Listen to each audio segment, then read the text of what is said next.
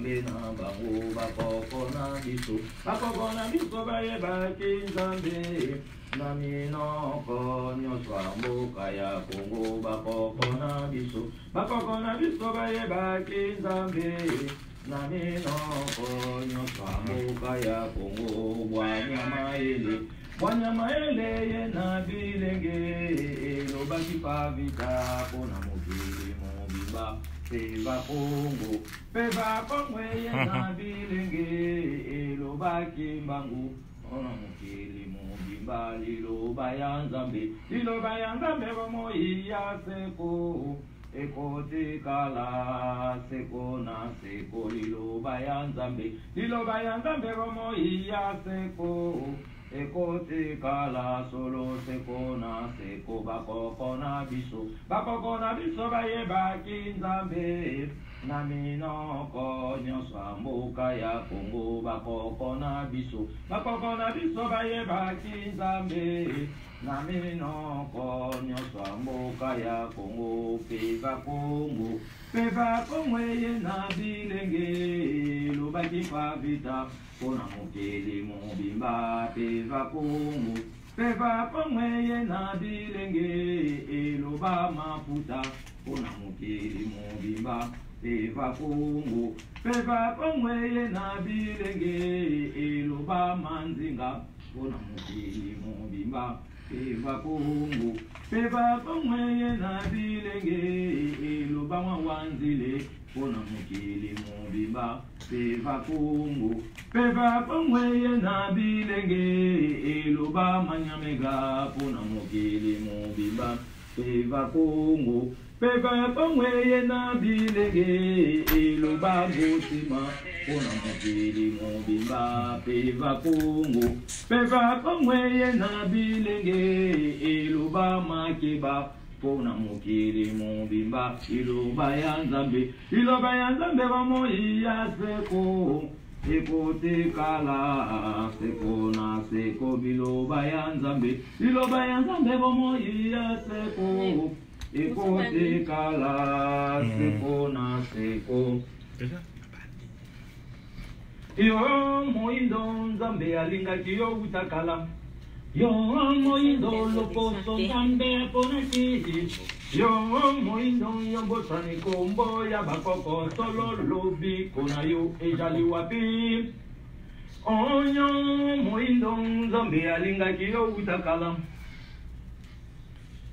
mbote na biso nyonso mbote ya mokili mobimba lelo eza mokolo esenga mpona biso bato biso bayindo na kati ya mokili po ete eza journée oyo tozokomemore mobundi munene oyo azalaki na nkombo ya mama Kipalita azalaki une jeune fille oyo azalaki juste na 22 ans mais asalaki combat contre esclavagisme parce que bon azalaki abotamaki dans la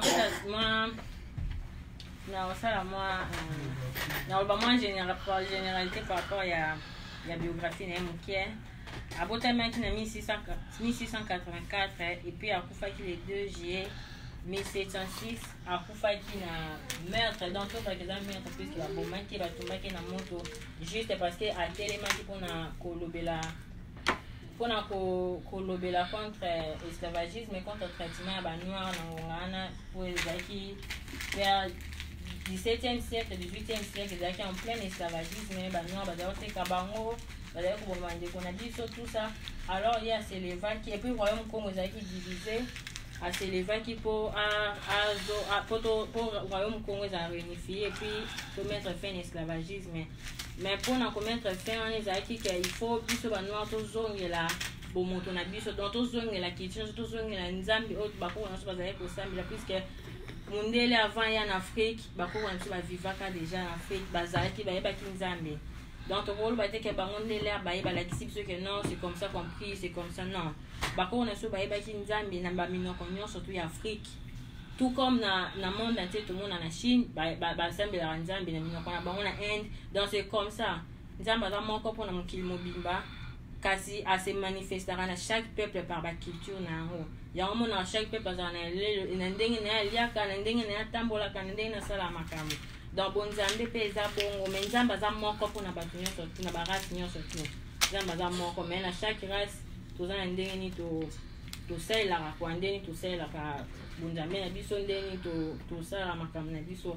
Alors azalaki babomaki ye na 1706 na baprêtre catholique epuis babomaki ye moko abomaki na mwana oyo azalaki Kimbangu na po Kimbangu ayaka déjà na royaume Congo ayaka na 1706 ezalaki le 26 juin 1706 maman Kipavita ale azwaki révélation ya nzambe ya bakoko na biso azwaki révélation na ye bapesaki ye comme cadeau comme likabo ake kolokota mwana moko azalaki na kati ya forêt na kati ya zamba na village ke mwana naza mobikisi aye mpona kosunga peuple noir tout ça nde ayaki kokende na kati ya zamba wana ayaki kozwa mwana wana ya bebe donc sadiki babotaki ete ezalaki da mwana akendaki kozwa na zamba mpo abokola mais lera abimaki na mwana wana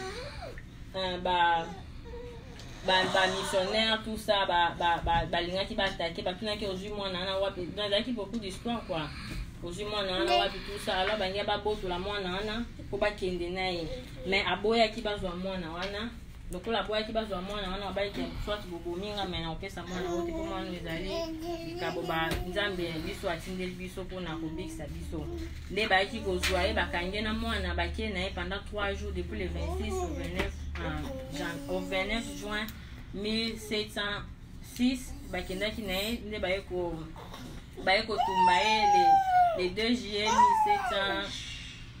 1700 bakangaki le 29 juin avant mon le 26 juin bakangi le 29 juin mais baki koboma ye le 2 juillet 1706 batumbaki na mokongo na mwana wana donc wana eza généralité eza un peu nasali ndeti sami ya makambo lekaki mais lelo tolobela mingi ce qui s'est passé après ça puisque tout le monde a mingi baolobelaka kaka non babomaka Kipavita batumbaka na moto epe esili kaka bongo mais biso sikoyo toza bamessager ya nzambe toza bana toza bajeune oyo toye mpona kosunga peuple noir epuis kopesa histoire na biso ndenge ezali avec baprécision epuis malembe makambo eza ebele malembe tobanda koyekola donc après wana lelo mais avant tokota na materia biso topesa boma ya lelo napesi nano mwa généralité toyoka no banzembo toyoka no quelque chant epuis banzembo apo na so bazala koyemba epuis tokontinue materia na biso.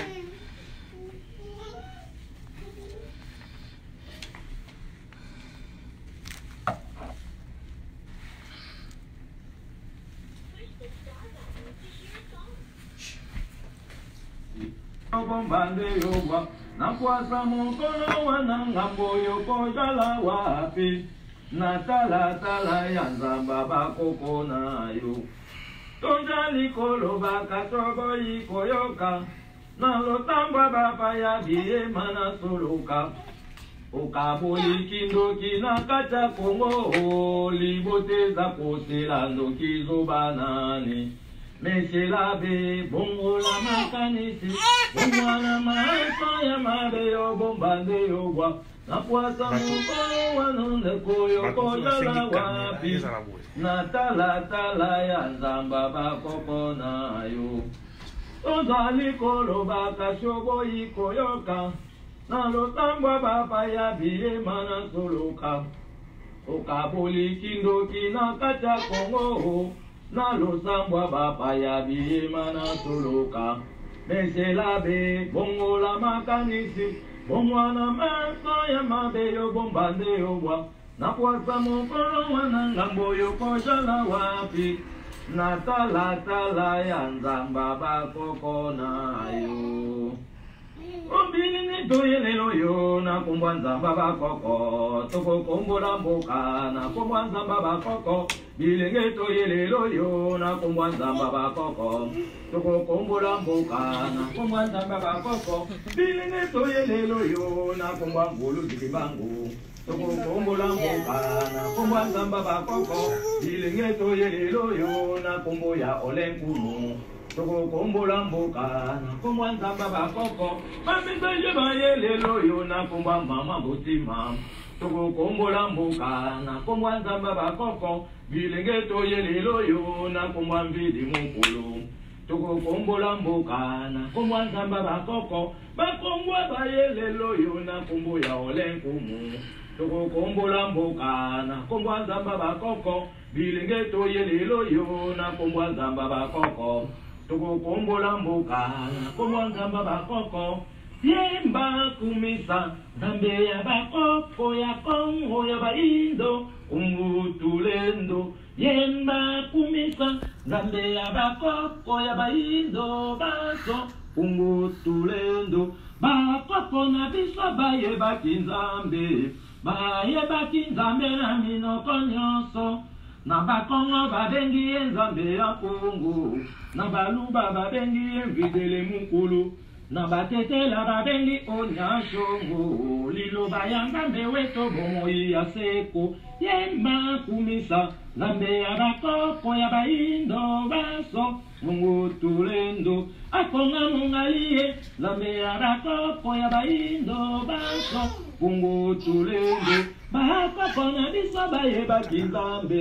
bayebaki nzambe na minoko nyonso na bakongo babengi ye mvidele mukulu na bangala babengi ye nzakomba iye na batetela babengi onyashongo liloba ya nzambe weto bomoi ya seko yemba kumisa nzambe ya bakoko ya Kongo baso umutulendo akonga mongalie nzambe ya bakoko ya Kongo ya baindo umutulendo liloba nzambe bomoi bwa seko ya bakoko etikala sebongo yemba kumisa nzambe ya bakoko ya Kongo ya baindo umutulendo akonga mongalie nzambe ya bakoko ya Kongo ya baindo umutulendo likambo ya kimbangu botika kokosa ye ajali mutindami ya nzamba bakoko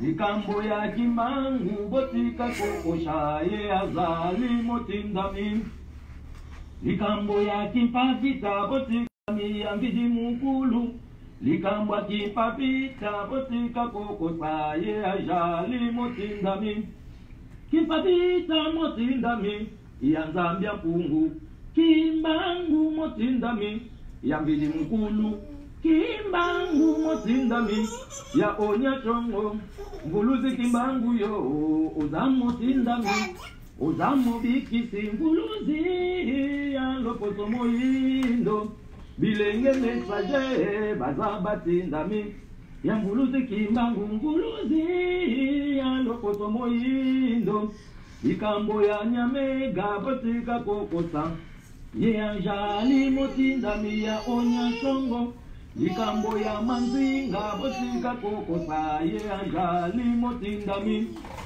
ikambo ya wanzile botika kokosa ye azali motindami ya yekoma ikambo ya wanzile botika kokosa ye anjali motindami wanzile motindami ya nzambia pungu kimbangu motindami ya vili mukulu mafuta motindami ya onyachongo mvuluzi kimbangu yo uzamotindami uzamobikisi mvuluzi ya loposo moyindo bilenge mesaje bazabatindami ya mvuluzi kimbangu mvuluzi ya loposo moyindo ekoza lesengo na baye bandimi nzamba bakoko nzambia pungu kembo na kati ya Kongo elobaki bakoko elobaki mvuluzi na Kongo ya bilenge ekoza lesengo na baye bandimi kembo na kati ya Kongo elobaki bakoko elobaki kimbangu na Kongo ya bilenge ekoja lesengo na baye bandimi nzamba bakoko nzakumba kembo na kati ya Kongo elobaki kimbangu elobaki manzinga na Kongo ya bilenge Ekozale sengo na baye bandini nzamba bakoko mungwa mapendo. Kembo na kati ya Kongo, elobaki bakoko, elobaki mvuluzi na Kongo ya bilenge. Mukwiza mvuluzi, mukepe ya Kongo, na bilenge, kimbangu kakwizao. Mukwiza mvuluzi.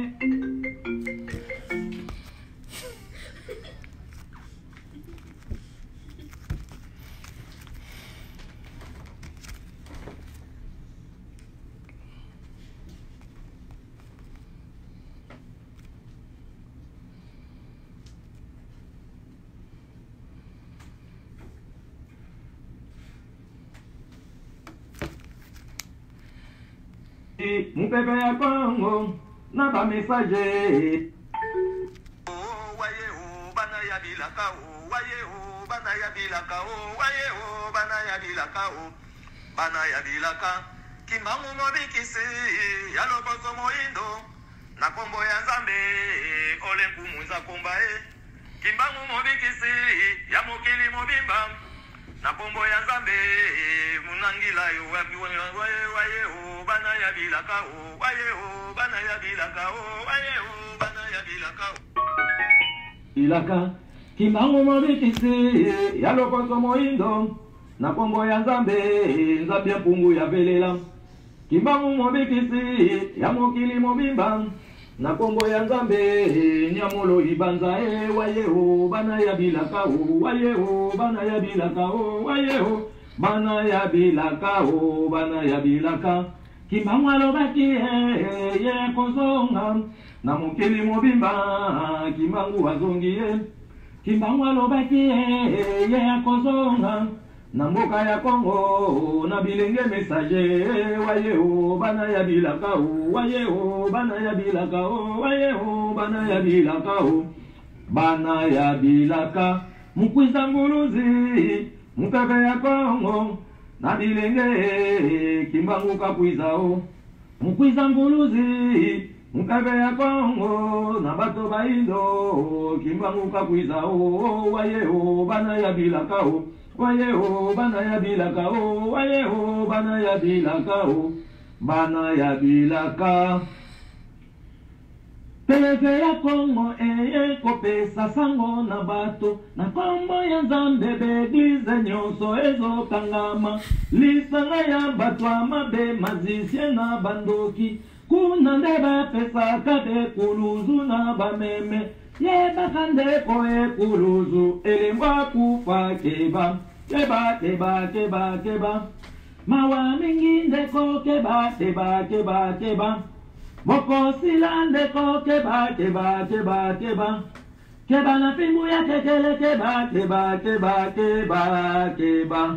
Bisa baino ebongito yeba mvuluzi kimbangu babenga kiye mobikisi na mboka Kongo. Kembo kembo kembo kembo kembo Nzambi pungu kembo kembo kembo kembo kembo mvidi mukulu kembo kembo kembo kembo kembo maweja kembo kembo kembo kembo kembo konga mongali kembo kembo kembo kembo kembo mvidi mukulu kembo kembo kembo kembo kembo yepowa kembo kembo kembo kembo kembo nyashongo kembo kembo kembo kembo kembo.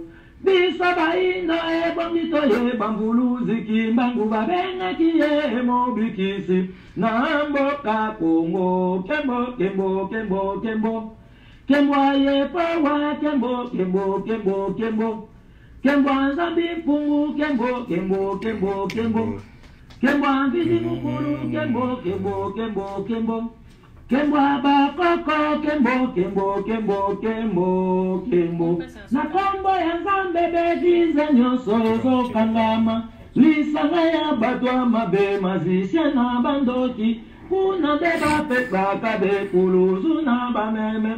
Yebaka ndeko ekuluzu elemba kufa keba, keba keba keba keba keba negize ndeko keba keba keba keba keba na mabonza ndeko keba keba keba keba keba na kareme ndeko keba keba keba keba Keba na dimendeko, keba, keba, keba, keba. Keba no frandendeko, keba, keba, keba, keba. Keba na bibiliandeko, keba, keba, keba, keba, keba, keba. Makipa visa lele, makipa mama.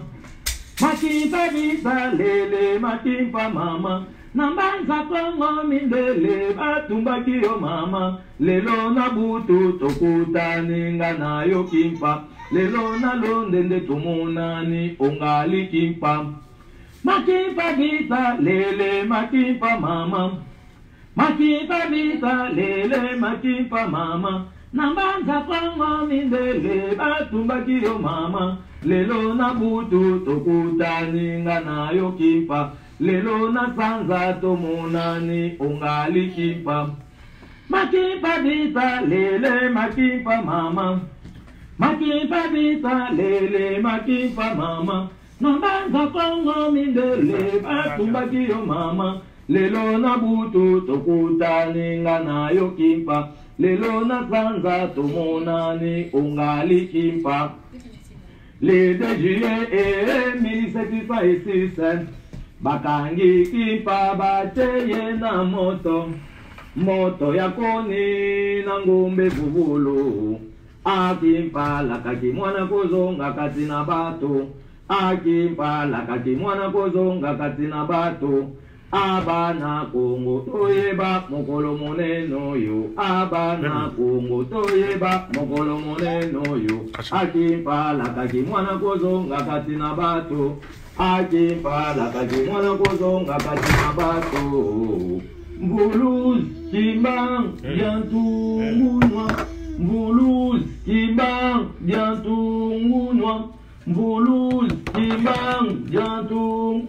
Le 2 juillet 1766 bakangi kimpa bateye na moto. Moto ya koni.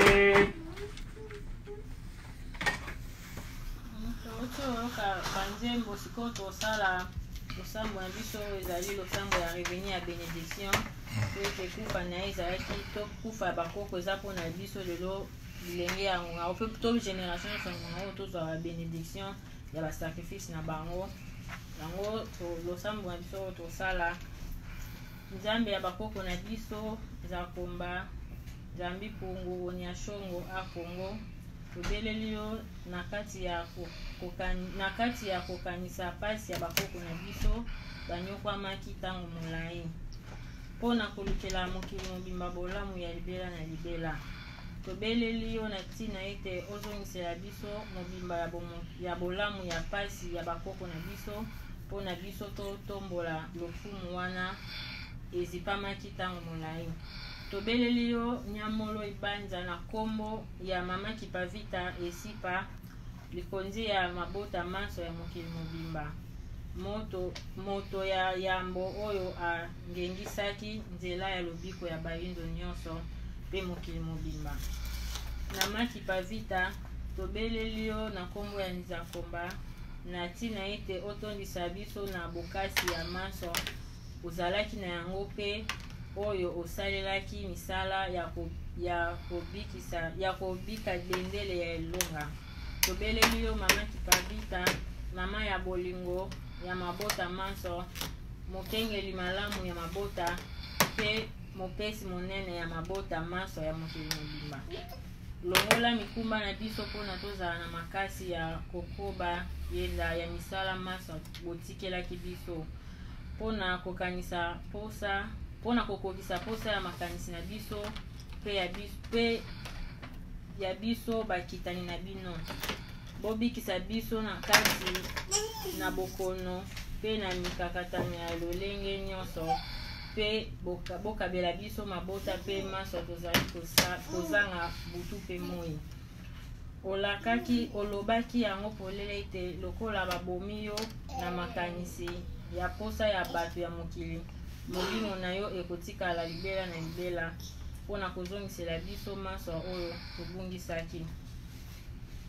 Olobaki ete molimo na yo ekolata basi nyonso ya lelo. Ekolata basi nyonso ya lelo. mpona mokili elata biso nyonso mpona tolingana libela na libela. Mama Kipavita esipa tobeleli yo na volusi kimbangu mpona kobundela biso kati na pasi pamba te bolakisaki biso bokasi ya nzankomba mpona kolongola biso na bowumbu ya bazabolo. Pamba te bino nde bato ya yambo oyo bofongolaki nzela ya bosembo ya libota ya liloba ya Nzambe. Bolakisa biso ntina oyo bonyokwamaki soki ezalaki ya botuya, tika ete biyano ya bolamu wana ezongela biso bakitani na bino mbala na mbala. Bolongola libota na biso nyonso kati na kotelengana. Bopesa biso maso bolobaki na kombo na biso bakitani na bino mpona tolongola bokeseni nyonso. Matondo mingi na nzakomba elongo na balongo nyonso mpona bolamu nyonso bolukelaki biso mpona toyeba bosolo totomboli kombo na bino likolo na nyonso. Voilà, ensemble na biso. Et puis lelo tolobela 4 sujet élévation ya Mama Kipavita. Tokolobela élévation na ye na monde spirituel, tokolobela ouverture ya monde spirituel, absorption na principe d'application. Na élévation na ye Mama Kipavita ya akufaki nde tolobi ke esukaki kaka bongo te, esprit na ye ekendaki kosiéger na sanza après 7e jour ya kozika na ye. Et puis azwaki élévation, azwaki 7 qualités d'élévation. Oh, ya liboso qualité na liboso aza mopesi mabota. So Mama Kipavita, when she died physically, because we know our ancestors, we know that we never die. You know, we never die. It's our body, but our spirit is still alive. It's eternal. So when she died physically, her spirit went up to the moon. This is where she's located. This is where she lives. Her spirit is there. And when she died, she received 7 qualities of elevation.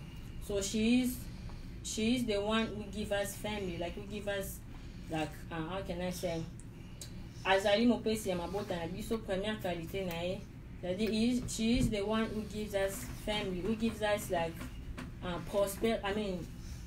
posterity, like kids. You know, when you want to have kids, it gives us like, you know, it gives us like kids, descendants. When you know, if you have kids today, it's because of her. So deuxième qualité, azali mokengeli ya mabota na biso. She is the protector of our family. So all the black family around the world, she is the protector. Troisième qualité na ye, azali mozongisi manso oyo tobongisaki. So everything that we lost before, and because of her, we're gonna be able to get back everything that we lost. Quatrième qualité, azali mobundeli ya bosolo. She is the fighter of the truth. She came for the truth. That's why they killed her. Mais lelo biso mokabo na biso azali parce que toyebele na ba na bazali koya msutu kaka moko prophète moko, mais siko toze belé par à travers le monde. C'est pas seulement les Congolais, c'est les Ivoiriens, les Camerounais, tous les peuples noirs se sont éveillés. Même en Amérique, les Américains, les Noirs américains, tout le monde se sont éveillés, quoi, parce que ce n'est plus le temps du mensonge, c'est le temps de la vérité. Tout le monde cherche la vérité. Dans ces temps, ils ont sous temps à calater, alléluia, amen. C'est le temps de la vérité maintenant. Donc, soko boy au kondima, parce que yo moko au monde makamde do kendo finir par kondima. Donc c'est elle qui s'est battue pour la vérité. Cinquième qualité n'est azali linongi ya nzela ya bomo na biso. Linongi c'est vision. Donc elle a la vision, elle apporte la vision de notre vie. Donc quand nous l'acceptons telle qu'elle est, quand nous acceptons ce qu'elle est, nous allons voir quelle est notre vision, si va être claire par rapport aux choses que nous faisons. Sixième qualité n'est azali moseka ya nzambe. Pamba te molimo nyonso ya ba vierge basakolaka na nzela ya bomoi na biso mpe milimo nyonso ya bavierge nyonso to bakufaki baki kocombattre bazali mpona kosokola banzela na biso ya bomoi mpe korenouveler bamakambo na bomoi na biso. Donc elle est la reine vierge, elle était vierge. Donc ere ayaki alobaki ke non oya batunaki ozwi mwana wapi ayebisaki bango me bino mpe boyaki bolobaki ke maria abotaki na molimo mosantu azalaki vierge. Donc ngai mpe naza vierge naboti mwana na molimo mosantu. Donc epesaki bamissionnaire kanda makasi parce que mpona bango leur vierge c'était seulement la Maria. Donc mutu mwinda okoka kozala vierge te. Donc ce sont parmi les choses esalaki baboma ye kwa bakanga ye. Donc elle est notre reine vierge. Et puis, 7e qualité, elle est la reine de la lumière, dans la force de la lumière. Et puis, pour la qualité, chaque qualité, le sambo na ezali koloba mama kitavita tobelio na nguya ya nzakomba o kabela biso mabota pona tokutana na bato ya bwanya pe mayele oyo bakobongisa mokili na ndenge ya solo. Pona deuxième qualité na ye azali mokengeli ya mabota pona okokobelela ye tobeleli yo na nguya ya nyamolo ibanja. Nyamolo ibanja eza nde babela nzambe na je pense na Équateur. Eza na Équateur na Bangombe. Na Équateur abela nzambe na molo ibanja. Donc tobeleli yo na nguya ya nyamolo ibanja mpona kobatela mabota na biso nyonso na ntina ete tokokisa mokano ya etinda na nzakomba ebombana na kati na biso. Troisième qualité na ye azali mozongisi ya manso tobongisaki. Tobelela ye tobeleli yo na nkombo ya nzakomba olenkumu na ntina ete ozongisela biso manso oyo tobungisaki mpona bomoto na biso ezala lolenge ya bato banso kati na mokili. Na 4e qualité na ye azali mobundeli ya bosolo. Tobeleli yo na nguya ya akongo mongali na ntina ete obundela biso kati na bitumba ya bosolo mpona tokangolama na nyonso. Na 5e qualité na ye azali vision ya nzela ya bomoi. Tokoloba tobeleli yo na nguya ya maweja nangela na ntina ete ofongola linongi vision ya nzela ya bomoi na biso mpona tosimba bolamu ya bomoto na biso na maboko. Na 6e qualité na ye oyo tobi azali notre reine vierge.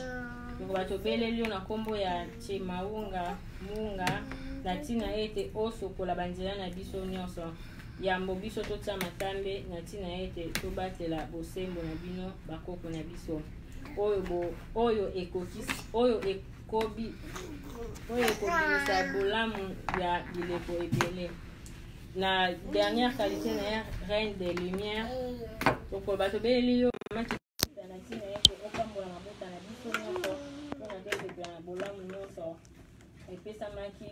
epesemelaki bino na nzakomba mpe oyo bolukelaki biso bolakisa polele ete milimo na bino etambolaki mikolo nyonso butu mpe moi mpona kopesa biso masa oyo bomoi na biso elukaka. Ezali losambo ezali élévation na ye par rapport à baqualité na ye. Et puis deuxième partie ezali ouverture ya monde spirituel. Lokola mama kipavita batumbaki ye na moto ya koni ezalaki feu du camp elembo ya moto nde ekopesa biso nzela mpona tokutana na bolamu ya molimo ya koko.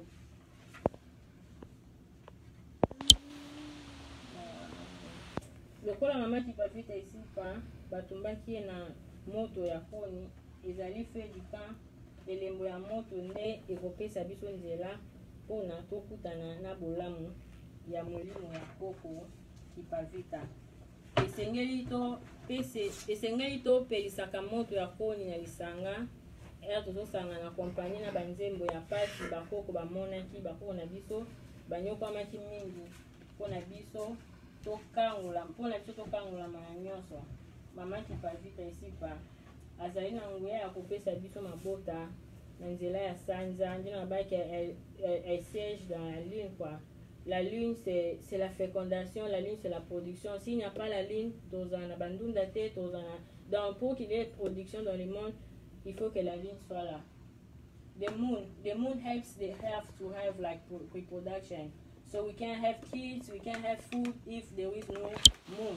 If the moon helps the earth to have like, when we have the planes, we have everything that grows is because of the moon, the energy from the moon. So she's there and she helps us for the, like everything I say, like the production, all these things. So azana mubia yako pesa kusoma bota nzela sanza ya sika ebengami nouvelle lune, sanza ya mobimba ebengami pleine lune, pe première évolution des quartiers ya ezali sanza abandi kokatana. Donc sanza komaka sanza za abi mobimba et puis à moi comment neta comme katana comme lokola bitale. Donc tous ces signes là, parce que nous les noirs qui parlent la bisoté. Mais au moins, les bazar toujours, on a besoin de la mouvement Sanja. Vous ne savez pas pourquoi on a le mouvement Sanja. Parce que chaque mouvement Sanja est dans la signification. On est dans la bulle qu'on a dans les besoins. Par exemple, le jour où Sanja di Maranda est pleine lune. Jour où Sanja di Maranda, jour où Sanja di Maranda. Donc, est dans la signification. Parce que c'est la nature c'est Dieu. Nature est dans Yemoko. Donc, to négliger nature te, to ye ko la kota la likolo, to ye ko la kota la bétoile, tout la banzete, tout la banyama, c'est tout ça Dieu, tout ça Nzambe a créé qui on pour na biso kwa poto zane. Donc Nzambe a énergie, Nzambe a source ya nyonso. Donc to négliger nature te quoi. Donc c'est très important. Ya ko yeba mouvement ya sanza, tel jour sanza za la boule, tel jour sanza za la boule. Ya baki plein sanza ya mobimba ebengani pleine lune pe première évolution des quartiers ezali sanza abandi kokatana pour la pratique ya demande ya mabota pe ya ba makambo ebele revenu de bénédiction. Kokimisa mutu oyo azali na kokoso kokimisa mutu oyo azali na kokoso ya mabota na se ya sanza ya sika na 7e jour na ngonga ya 18h pour la kosenga milimo ya sanza mabota. Dans mabota uta va partir à sanza, il n'y aura pas de fécondation. L'évolution, quand le bébé est dans le ventre, le bébé a évolué, c'est grâce à la lune. Donc, bateau bazone na problème ya kobota à partir du 7e jour par exemple, parce que notre calendrier bantou est composé de 28 jours. Calendrier, tout ça, on a un calendrier grégorien, ils ont un calendrier quoi, tout utilisant, mais notre calendrier en réalité a 28 jours. Chaque 28 jours, on a baby qui est le premier jour, ils ont une nouvelle lune. Le premier jour, deuxième jour, le 14e jour, baby qui est par exemple pleine lune, et puis à partir du 15e jour, ils ont comme quartier, c'est comme au Katana, tout ça. Bon, je donne seulement, un peu ça seulement une généralité, mais. Après, malin, pour la mouvement pour le mouvement à Santa Mesa à 28 jours. Le 28 jours, à partir du 7e jour, déjà jour fécondité à moi, c'est Zaraka. Moi, ça a fait qu'on a partir du 7e jour, 7e jour, du 21e jour. Après, Zaraka, on les a vu la moi, c'est tout ça, tout ça. Donc, déjà, le 7e jour par rapport à jour, il y a fécondité à moi, c'est Banda. Donc, ceux qui ont eu mouvement à Santa, vous voyez que jour il y a le jour il y a fécondité dans bateau par exemple en bota bah on dit que senga na journée on a partir à 18h ko senga osambela nzambe puis ko senga mabota par rapport à sanza. Et puis l'ensemble laisse par exemple l'ensemble ko sala l'ensemble ya demande ya mabota ko pe ya makambo ebele toujours na sanza. Kobimisa mutu azali na kokoso ya kobota na se ya sanza ya mobimba. Sanza mobimba eza lokola pleine lune na ngonga ya 0 na ngonga ya minuit. Donc jour la commune kobimisa mutu azali na kokoso ya bota na 7e jour. 7e jour kobima na ngonga ya 18h. Wana na 7e jour. Mais na pleine lune jour sanza bima mobimba et dans la minuit, les jours heure saint de maman les moutons ont un problème il y a conception tout ça ça prière voilà et le samedi il y a moutons le samedi il y a des mois il y a bota topeya makambo ebele kobimisa mutu oyo azali na kokoso ya kobota na se ya sanza ya première évolution du quartier na 3e jour na ngonga ya 23h. Donc eza chaque heure na ngonga yango évolution quartier heure sandi koma kokata na komi katikati je pense. Moto aza na besoin nango aza na akosambela 3e jour ya akosambela 3e jour et puis na ngonga ya 23h. Et puis losambo ya demande ya mabota to pe ya makambo ebele eza kaka mabota te eza pe na makambo ebele toza yango besoin tokosala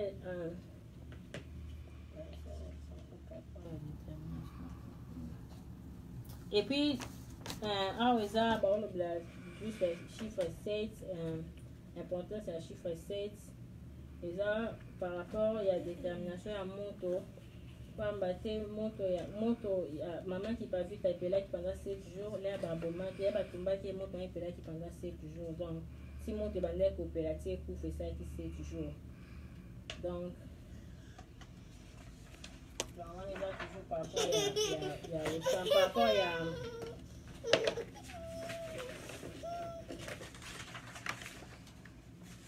on est là toujours par rapport à ouverture du monde spirituel. Puis maman qui va vite ici à sala qui déplacement à monde spirituel bantou na kati ya sanza comme je venais de dire na 7e jour pour na kopande la molimo na soloka ya ange Gabriel pour akendaki pembeni ya sanza pour na kotia mobulu na évolution en fécondation ya Zakomba. Changement d'évolution à sanza et salimaki le 9 juillet 1706. Donc appelaki le 2 juillet ayaki moto ayaki okufa le 9 juillet nde ezalaki assiégé na sanza. Donc ça veut dire qu'il y avait aussi une évolution il y a sanza parce que tout évolue. L'évolution à sanza salimaki pour renouveler makambo surtout puisque il y a des mauvais esprits au PC na sanza pour na obélisa bota ba noir tout ça. Comme on voit aujourd'hui, tozolia biloko ezali que biloko musu tozolia lelo eza production normale te bato baosala bainsémination baclonage biloko wana nyonso eza toujours bascience mais eza bascience eza négative puisque olia soso eza ebela te soso moko esali peut-être 5 jours kaka alors que production normale il faut eloko nyonso tokosalela ezala ekola selon ndenge donc, et il y a chaque jour, c'est-à-dire que ce sont ces mauvais esprits au bakenda pour siéger dans stanza, pour bakanga bénédiction dans ta chose. Alors, bon, mon question, c'est évolution, apporter évolution, mais ils sont rapide. Donc, ils ont évolution naturelle, c'est évolution embêtée. Donc, hier, c'est pour la matikuna. Ok, c'est comment on va travailler pour que tout redevienne normal. Dans le futur, on va voir que tout va redevenir normal. Donc, et puis, absorption. Absorption, c'est pour absorber le pouvoir et maman qui va vite. Le fait de penser à tout ce qui s'est passé à l'époque de nos ancêtres nous servira à viser les résultats de manière concrète pour que cela reste gravé dans nos mémoires et pour que l'on en crève l'accès à ce que le bon exemple soit montré à nos successeurs afin qu'ils puissent continuer à développer un bon travail là où nous nous arrêterons. Le fait d'évoquer son nom dans nos pensées, nos chansons et pratiquer ses bienfaits nous solidarise avec elle. Pour être en absorption, il est recommandé qu'une prière de 3 à 7 jours soit effectuée afin de rentrer en contact de fréquences avec l'esprit de Maman Kipavita, celle qui a commencé son combat en 1699 et s'est battue pour nous de son vivant pendant 7 ans. Nous récolterons des bénédictions si l'on procède à sa propagande et à la mettre à la place qu'elle mérite, tout en gardant solidement la fierté et la détermination qu'elle avait. Maman Kipavita fait partie de ces esprits qui nous ont laissé les clés pour que l'on puisse ouvrir les portes. Parmi toutes les reines et parmi les 999 femmes importantes de l'Afrique bantou, Maman Kipavita est la reine de joie, elle est la reine de feu, elle est la reine d'amour bantou, elle est la reine des familles, la reine de croissance, la reine de la virginité, reine de lumière, du bonheur, de la gentillesse, du courage, car elle n'a pas fléchi et n'a pas eu peur des feux des Portugais. Donc, elle n'a pas eu peur. Donc, elle nous donne le courage quand on est devant les obstacles. Kobanga te parce que pourquoi nous sommes toujours dans la souffrance. Nous voyons ce qui se passe en Afrique. Alors on doit s'élever. Si on s'élève pas aujourd'hui, notre race va être exterminée. Donc c'est pourquoi on doit s'élever. Et puis je sais que quand je m'élève, je sais qu'il y a quelque chose qui va changer. Ma voix ira quelque chose, les gens vont réfléchir quoi, par rapport à ces sujets. Parce que chaque peuple va négliger. Nous voyons les Indiens, nous voyons les Chinois, nous voyons les Japonais. Donc, ils vivent dans leur réalité. Nous aussi, les Africains, nous devons aussi vivre dans notre réalité. Pourquoi tous les derniers dans Mukili? Pourquoi tous les derniers, tous les toujours les plus pauvres, tous les toujours les plus misérables, tous les toujours. C'est parce que si tu mitika, tu l'envoies dans la réalité, tu toujours vivre dans la réalité, alors on se retrouve plus. Donc moi, aujourd'hui, on demande à tous les jeunes de ne pas avoir honte. De ne pas avoir honte. Il ne faut pas avoir honte de ton identité. Ce qu'on identité, non, au beau inzambe na yo. Dès la binzamba za moko pour na batunyo surtout, mais à se manifester dans chaque peuple na ndenge na bango. Yango, biso to lamba pondu ma desu, mais chino lamba pondu ma desu te. Donc c'est ça la culture, c'est ça la divinité. Donc c'est ça quoi, je voulais dire, tout dans le courage, tout dans le bonheur, au bani pour reconnaître ton ancêtre, tu auras le bonheur. Tu vas voir que tout ce que tu fais va de l'avant parce que tu as une certitude, tu sais que tu as des ancêtres derrière toi. Donc, pour que nous soyons accompagnés de l'esprit de maman qui palpite à chaque jour, il est nécessaire de connaître ses principes et caractères. Par exemple, parmi ses habitudes, maman qui palpite a aimé beaucoup chanter à la gloire du Tout-Puissant. Elle aimait beaucoup travailler la terre. Elle était d'une sagesse et intelligence remarquable. Et puis, pour continuer le dernier sujet, nous faisons la pratique d'accomplissement. Premier principe, essayez bondimina biso ebalana na mai tozali kosala mpona nyonso esangana na nzela moko. Application ya maloba na biso ezala grave na moi, sanza, minzoto, milinga ya fumigation pe na concentration intérieure, composition ya banature égale kosangisa banature ndenge na ndenge mpona tobuka bolamu na yango. Pratique nde ekomema biso na accompagnement. Esengeli tozala pe toi na kati pe na libanda mpona kupepe ya nzakumba elata biso na nzoto. Donc nous devons pratiquer quoi, ce que nous disons, ça doit être ce que nous faisons.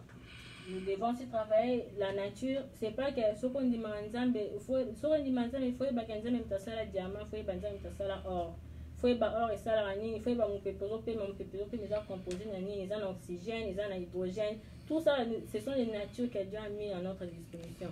C'est quand nous attachons ensemble au monde que tout le monde va s'inventer, tout le monde va besoin pour inventer avion moroboué, inventer. C'est pas que, et c'est la science, c'est le mélange. Si tu ne sais pas mélanger, puis qu'un avion pour faut mélanger, l'autre faut mélanger. Tout pour ça et l'autre boy. Tout pour ça et l'autre faut mélanger, boy. C'est la chimie.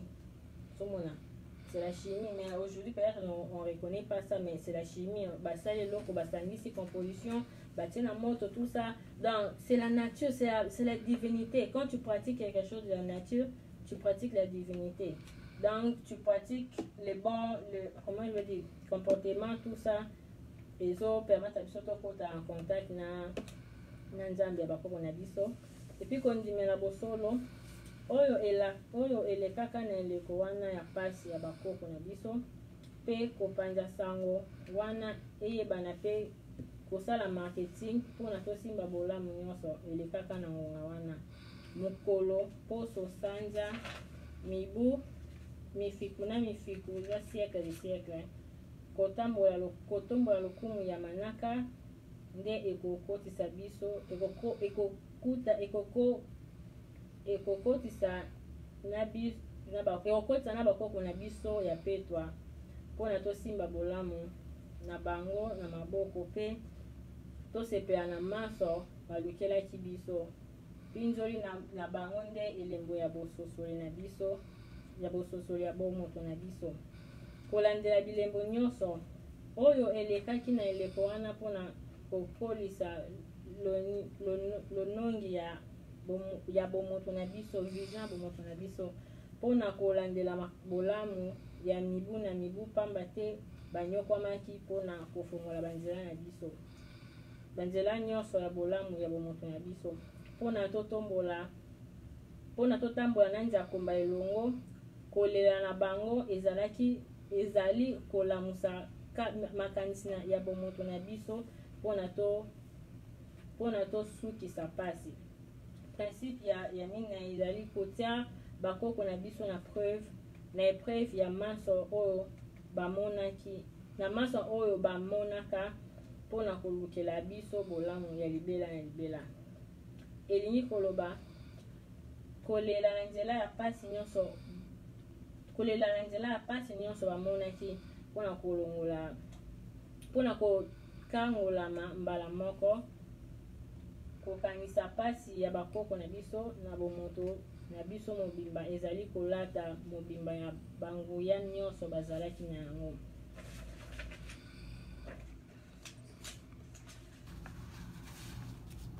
pasi ya bakoko na biso kolata loba ya pasi ya bakoko na biso nde lobiko ya bomoi na biso mobimba ezali mpe efongolami ya monde spirituel bantu ezali komatisa bososoli ya bomoto na biso mpona tolapa ndai ya suka oyo ekolongola biso na minyololo ya badongolo miso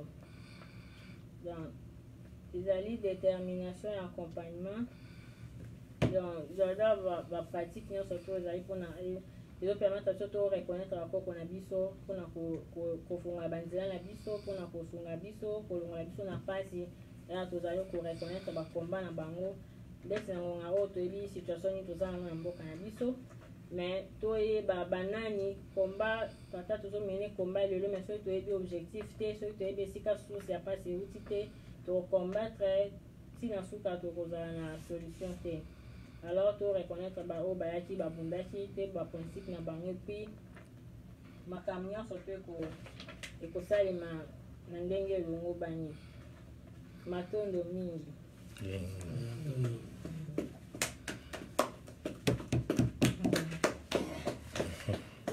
tosilisi mateya na biso na toclotire susu na losambo tosalaki nzambe ya bakoko na biso nzakomba nzambi pungu onyashongo akongo tobeleli yo na kati ya kokanisa pasi ya bakoko na biso banyokwamaki ntango molai mpona kolukela mokili mobimba bolamu ya libela na libela tobeleli yo na ntina ete ozongisela biso mobimba ya bolamu ya pasi ya bakoko na biso mpona biso totombola lokumu wana ezipamaki ntango molai tobeleli yo nyamolo ibanza na nkombo ya mama kipavita esipa likodi ya famille manso ya mokili mobimba moto ya yambo oyo angengisaki nzela ya lobiko ya bayindo nyonso mpe mokili mobimba mama kipavita tobeleli yo na nkombo ya nzakomba na ntina ete tobisa biso na bokasi ya manso tozalaki na yango mpe oyo osalelaki misala ya kobika bendele ya elonga tobeleli yo mama kipavita mama ya bolingo ya mabota manso mokengeli malamu ya mabota mpe mopesi monene ya mabota manso ya mokili mobimba longola mikumba na biso mpona tozala na makasi ya kokoba yenda ya misala manso otikelaki biso mpona kokokisa posa ya makanisi na bino mpe ya biso bakitani na bino bobikisa biso kati na bokono mpe na mikakatano ya lolenge nyonso mpe bokabela biso mabota mpe manso tozali kozanga butu mpe moi olobaki yango polele ete lokola babomi yo na makanisi ya posa ya bato ya mokili molimo na yo ekotikala libela na libela mpona kozongisela biso manso oyo tobungisaki olobaki ete molimo na yo ekolata basi nyonso ya lelo ekolata basi nyonso ya lelo mpona mokili mobimba. Elata biso molimo na yo, elata biso nyonso mpona tolingana libela na libela. Namaki pavita isipa tobeli yo elongo na vulusi timbangu mpona kobundela biso kati na pasi, pamba te bolakisaki biso bokasi ya nzakomba mpona kolongola biso na bowumbu ya bazabulo. Pamba te bino nde bato ya yambo oyo bofungolaki nzela ya bosembo ya libota ya Nzambe. Bolakisi biso ntina oyo bonyokwamaki soki ezalaki ya motuya ntina ete biyano ya bolamu wana ezongela biso bakitani na bino mbala na mbala. Bolongola libota na biso nyonso kati na kotelengana po bopesa biso maso bolobaki na kombo na biso bakitani na bino mpona tolongola bokisi nyonso. Matondo mingi na nzakomba elongo na balongo nyonso mpona bolamu nyonso bolukelaki biso mpona toyeba bosolo totomboli kombo na bino likolo na nyonso. Matondo mingi.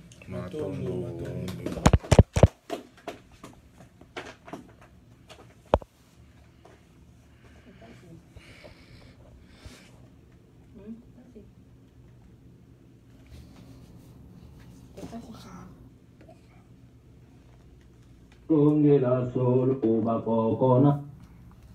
Lelo eza mokola fete nde tolobaki chaque fête ezala na célébration nango ezala na repas nango. Lelo tokolia soso mokola ya fete ya mama kivapita tuliaka soso po soso ezali korenouveler souffle de vie na biso, ezali kopesa biso éveil spirituel, ezali kopesa to force mpona komba oyo tokoti puisque tokoti na monde ya sika, tokoti na monde ya komba alors tokota na fréquence ya sika. Donc tokolia soso na biso deja ozela biso tokota susu na live ya mo tolakisa soso na biso motu moko na biso kolia soso moko ndeza mokolo esengo tozongela tobanda kofete bafete bakoko na biso nde tomonaka bamisusu bafetaka ba Thanksgiving na badendo. Donc différence eza nango te biso banoir tozokota mpe na masolo na biso moko mpe tozokota na bafete na biso moko mpe na bamakambo na biso moko mpe nde mamu nyonso te ozala. Donc biso mpe tokomi na temps na biso mpe toseleve comme un peuple. Donc temps ya soni eza lisusu te. Lelo eza mokolo ya Kipavita tozala bénédiction na ye nyonso atikaki epi tokolia soso na biso motu moko olia soso na ye moko. Donc ingeta